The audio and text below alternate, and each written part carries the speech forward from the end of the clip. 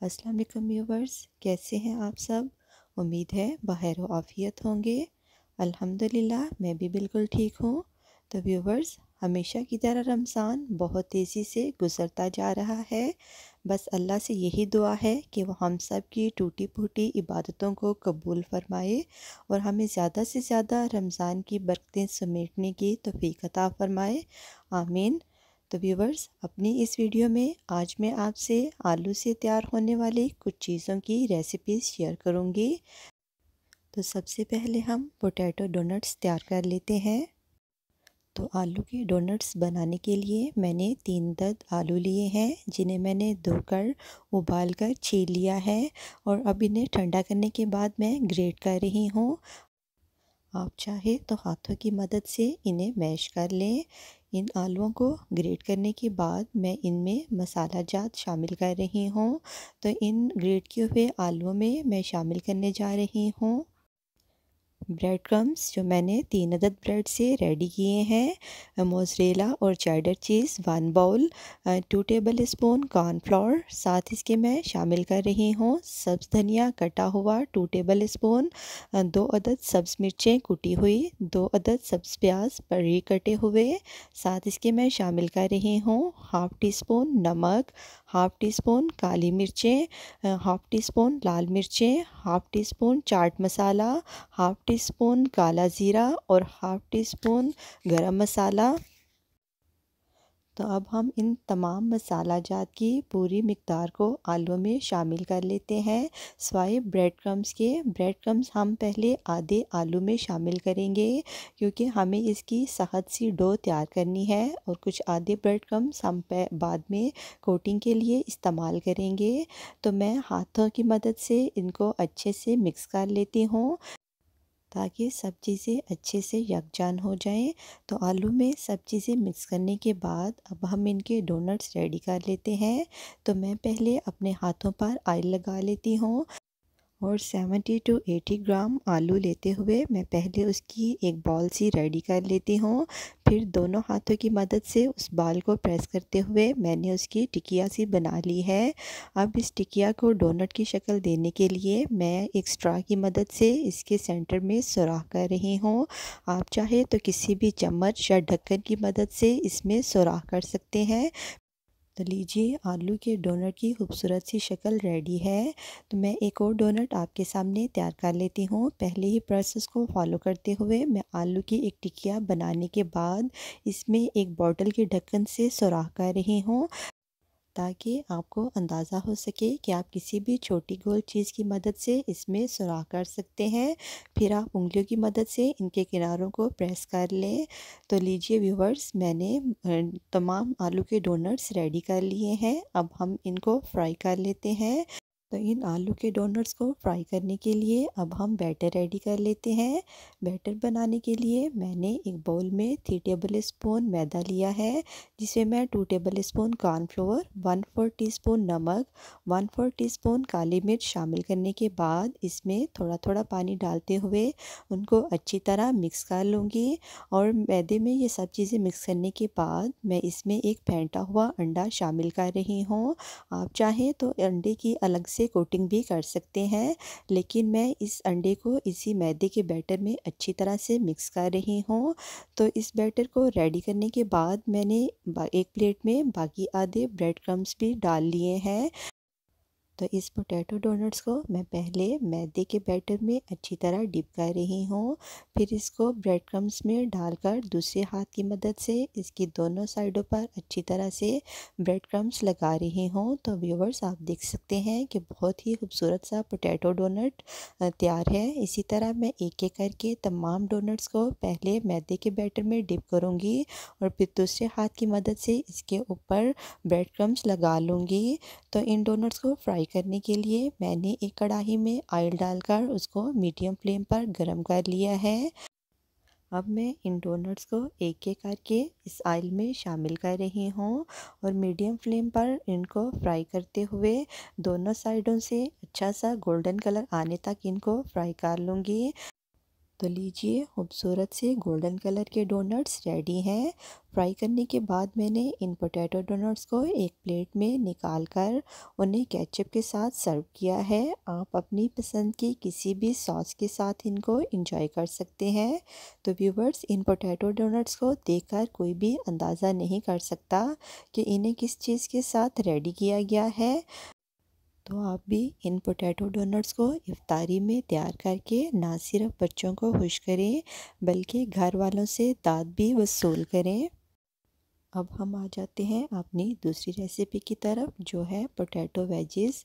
तो potato wages बनाने के लिए मैंने 2 बड़े साइज़ के आलू लिए हैं, जिन्हें मैं पहले धोकर छील रही हूँ और फिर छीलने के बाद मैंने इन्हें दोबारा धोकर इनके बड़े बड़े पीसेस काट लिए हैं। आप इन कटे हुए आलूओं की लंबाई और चौड़ाई देख सकते हैं। तो इन आलूओं की कटिंग के दौरान ही मैंने एक देगची में पानी डालकर गर्म होने के लिए रख दिया था। अब मैं इन कटे हुए आलूओं को इस गर्म पानी में डालकर तकरीबन 4 मिनट के लिए पका लूँगी। आलू के गर्म पानी में पकने के दौरान हम इन वेजिस की कोटिंग रेडी कर लेते हैं, जिसके लिए मैं एक बाउल में 2 टेबल स्पून मैदा लेकर उसमें 2 tablespoon cornflour, half teaspoon काली मिर्च, 1/4 टीस्पून नमक, 1/4 टीस्पून कुटी हुई लाल मिर्च, 1/4 टीस्पून गार्लिक पाउडर और 1/4 टीस्पून ऑरिगेनो शामिल करके उसमें थोड़ा सा पानी डालते हुए उसको अच्छे से मिक्स कर लूँगी। थोड़ा थोड़ा पानी डालते हुए इसको अच्छी तरह मिक्स करना है, ताकि इसमें कोई भी लम्स बाकी ना रहें। हमें इसका पतला सा बैटर रेडी करना है। आप इसकी कंसिस्टेंसी देख सकते हैं। मैंने आलूओं को 4 मिनट पकाने के बाद उन्हें एक छलनी में निकाल लिया है। ये तकरीबन 50% तक कुक हो चुके हैं। अब मैं इन आलूओं को इस मैदे के बैटर में अच्छी तरह से मिक्स कर लूँगी, ताकि आलूओं पर अच्छी तरह बैटर लग जाए। अब इनको फ्राई करने के लिए मैंने एक कढ़ाई में ऑयल डालकर गरम कर लिया है। अब मैं एक फोक की मदद से एक एक करके इन आलू के टुकड़ों को इस गरम ऑयल में डालती जाऊंगी और फिर इनको मीडियम फ्लेम पर फ्राई करते हुए इनको अच्छी तरह गोल्डन होने तक फ्राई कर लूँगी। तो लीजिए, यमी पोटैटो वेजिस रेडी है। तो व्यूवर्स, आप रमज़ान में रोज़ रोज़ आलू के पकोड़े और चिप्स फ्राई करने की बजाय इन पोटैटो वेजिस को तैयार करें और आलू के पकोड़ों और चिप्स को एक डिफरेंट फ्लेवर देते हुए ना सिर्फ अपने टेस्ट को चेंज करें, बल्कि अपने घर वालों के इफ्तार को भी मज़ेदार बनाएं।